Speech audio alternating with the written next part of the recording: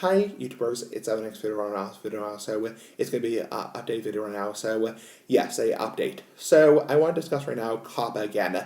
It has been a little bit of time, I believe 2 months since I talked about COPPA, and for people who are wondering what COPPA is, I'll talk about it later. So basically, it has been a little bit of time, and there have been a lot of developments in the whole COPPA thing on YouTube. Nice big ass YouTube, like the big ass cigar. So I want to spend maybe 10 or 15 minutes talking about the developments that have been happening, because there's been a lot of changes and a lot of things happening, and COPPA has gone into effect as of January 1st. So let's dive right into it. So first off, what is COPPA? COPPA stands for the Child Online Privacy Act. It has to do with the FTC, the Federal Trade Commission, and basically as of January 1st, 2020, it's now a law on YouTube. Basically back in September 2019, YouTube got fined a shitload of money and essentially had to compromise with the FTC, and now they have to basically hold creators responsible for making content made for kids, because the whole idea is you don't want tracking cookies, tracking kids' information, that kind of stuff. If you're wondering, a kid, quote unquote kid, is somebody under the age of 13, not under the age of 18. People think a kid is somebody under the age of 18. It's actually somebody under the age of 13 in the United States, as of current. So basically, they want creators now to tell YouTube if the content made for kids. If it's made for kids, basically you cannot have comments on the video, you can't have notifications, you can't have live chat, a boatload of things, a shitload of things, and that's basically the gist of it. So if your content is not made for kids, it means it's appropriate for people 13 and over, whatever, that kind of shit, essentially it can have comments, it can have live chat notifications, but if you mislabel your video, you can get into a lot of trouble, a lot of shit. So a lot of trouble and a lot of shit. Now, basically, what has developed in the whole COPPA thing, or COPPA populace as people call it, basically a lot of things have developed. First thing is, as of January 1st, 2020, it's taken effect. The FTC will now officially be trying to go after people and quote unquote fining people for making content made for kids that's mislabeled. As of January 1st, your grace period is up, and now the FTC will be going after creators. Second off, a lot of people got the wrong impression, or there's a lot of misinformation about the fine, quote unquote fine. I keep calling it a fine. It's actually a civil penalty. So when you violate COPPA, because it's not a criminal statute, it's considered a civil offense. So it's more of a lawsuit, to my understanding, not a criminal penalty for like a trespassing or like a disorderly conduct or like a DUI. It's like a civil penalty. So it's a civil lawsuit that the FTC would file against you. So a lot of people thought the fine was $42,000 flat, which is a shitload of money. I mean, that's a shitload of money. And people thought, oh my god, OMFG, oh my fucking god, if I step 1 inch out of line and violate COPPA, then I automatically get a $42,000 fine, and a lot of people were going to shut down their channel because they didn't want to risk it. That is incorrect. The fine is based on, or civil penalty, sorry, is based on how much revenue you make. So, for example, if you make $10 on a video, you might get a 40% fine of that, which is $4. Yes, that's actually true. That's actually freaking true, because essentially, that's how much the FTC might choose to fine you, because it's, about half of your value of that video, which made $10, that's a $4 fine. This is more of an issue for bigger creators. For example, there are creators like PewDiePie, for example, or there's a lot of kids channels. I don't think PewDiePie would be affected much, but there's a lot of kids channels that have 20, 30, 60 million subscribers, and they get hundreds of millions of views. They have billions of views. Those are the channels that are at high risk if they mislabel their content for getting a shitload of fines, and a big fine to boot of that. So those are the channels that could get potentially a $42,000 fine, because they're getting hundreds and hundreds of millions of views on their videos. They have millions of subscribers, tens of millions of subscribers, and they're making a shitload of money. I mean, those channels, the people who operate those channels, like PewDiePie, are multi-millionaires. They have millions of dollars. I mean, they make hundreds of thousands of dollars a year on their channel, no exaggeration. Now, on the other hand, people like me, people like little old smoking SC77, for example, has no effect on note whatsoever. So, for a couple of reasons. Number one, I'm too small time. Essentially, even if hypothetically my channel was made for kids, which it's not. I mean, there's nothing on my channel that's made for somebody under 13.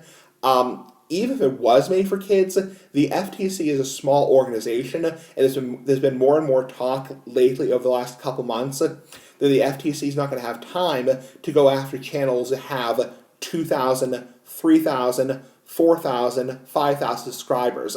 So even if your channel is, say, like a made-for-kids channel, and you're purposely mislabeling your videos, which you shouldn't be doing in the first place, and you're purposely trying to violate COPPA, and you only have 2,000 subscribers, the FTC is not going to have the time. I'm not giving you legal advice, and I'm not liable if it happens to you, but the FTC is not going to have time to go after channels like that. So the channels are going to be going after people who have like 50 million subscribers, high YouTubers, like those channels, your typical like, bleeping PewDiePie channel, banners, all that kind of shit, crazy, high YouTubers, that's the channels are going after. Channels that have millions of subscribers, those are the channels that are high risk for being fined. If you're a little guy, you're a tiny little partner, and I mean, first off, to be a YouTube partner, you have to have 1,000 subscribers and 4,000 hours of watch time.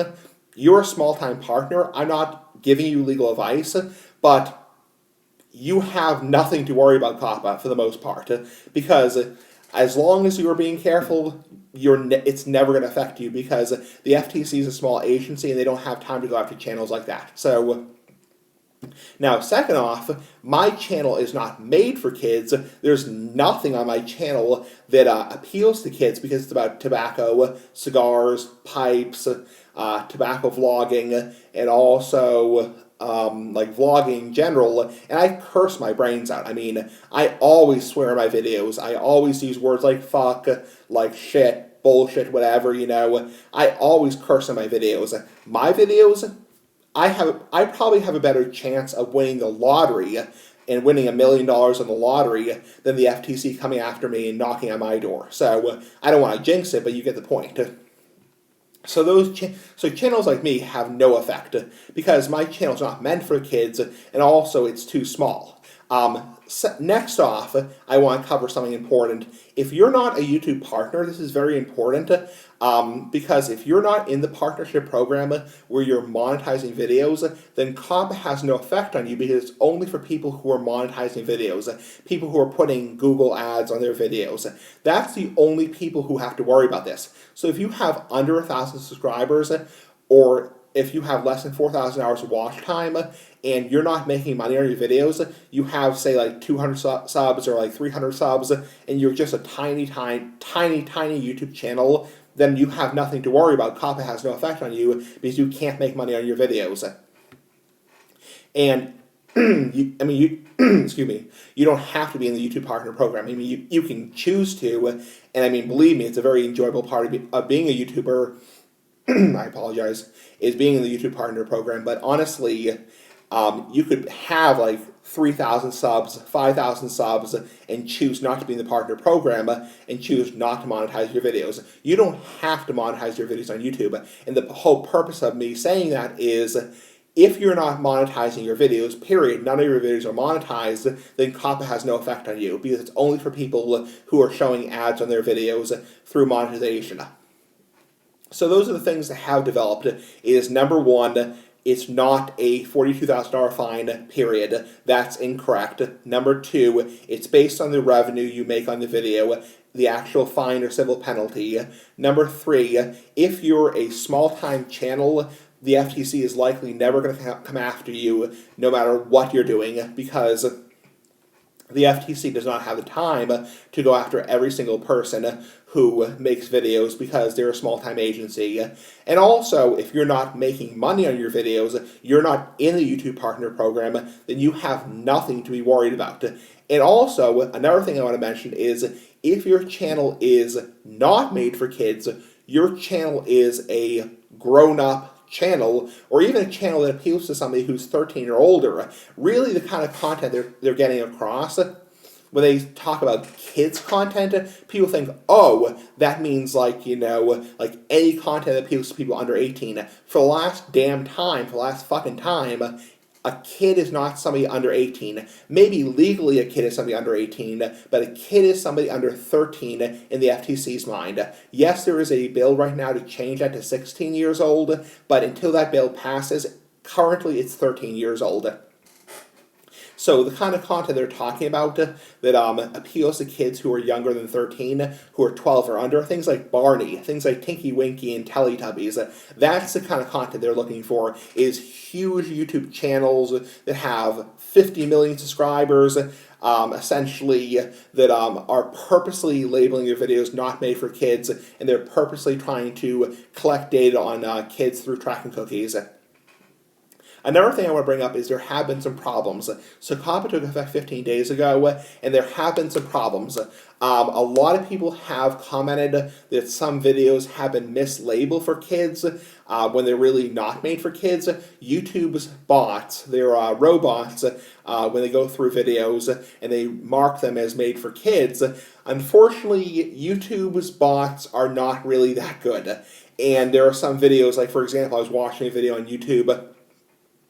It was a Family Guy clip, and it got marked as made for kids because it was about a parody of Charlie Brown, and unfortunately got marked as made for kids because, the robot probably saw the word Charlie Brown and probably, assumed it was made for kids. So that's kind of the problem, is be careful when you upload a video, and better yet, if you don't want to deal with COPPA, number one, don't monetize your videos. Number two, if you do monetize your videos and you do want to take that chance, stay away from at least in the next coming months. Stay away until we get more information about the whole COPPA thing. Try to stay away from animation. So anything that might, you get what I'm saying. It's like, I think eventually YouTube's bots will get better. I think YouTube will get enough complaints that, hey, there's like a robot chicken video that's getting marked as made for kids, and it's clearly not made for kids. I think enough people will eventually complain. Enough people will say to YouTube, listen, a TV MA show should not be marked as made for kids, even though it's about a parody of like Charlie Brown or parody of Teletubbies, because there's a Teletubby smoking marijuana, or a Teletubby, cutting a Teletubby's head off, there's something like that, Obviously, it's like, Robot Chicken, Family Guy should not be marked as made for kids, because that's not kids' content, I think, enough people will eventually complain, and YouTube will make some changes in the coming months, but to play it safe in the next coming months, especially in the first 6 months while this is going on, I would stay away from animation. I understand there's a lot of people on YouTube who their entire career is animation, like Lego channels, gaming channels, all that kind of shit, and I really feel for those channels because they're really in trouble. Channels like me, vlogging channels, people who do like rants and rambles, and like people in the pipe smoking community and cigar smoking community, have nothing to be worried about because it has no freaking fucking effect on me whatsoever. So I'm not concerned about it. I don't think I'll ever hear from the FTC. I don't think I'll ever get in trouble with COPPA. I don't think I'll ever get a violation because my channel has nothing to do with kids. But if you're somebody who is a gamer, I really do feel for you because it's a very hard position to be in. I think eventually, like I said before, YouTube's bots will get better. They'll be like, okay, this is a mature video game, this is an E-rated video game, this is meant for kids, this is not meant for kids. But I think in the coming months, I think the first year of COPPA, and this is going to be a lifelong thing with YouTube because YouTube is now required to take part of the whole COPPA thing. So it will be a lifelong thing. I think it will get better over time, and people will get used to it. But I think for the first couple months, I would say play it safe. If you really want to upload something that's might be suggested as this, especially if it's going to get a lot of views. If you're a big time person on YouTube, be careful. and really, really make it clear that it's not meant for kids. That's my best advice. Anyway, big ass for life. Bye. That's my best advice. That's the update on COPPA. Bye.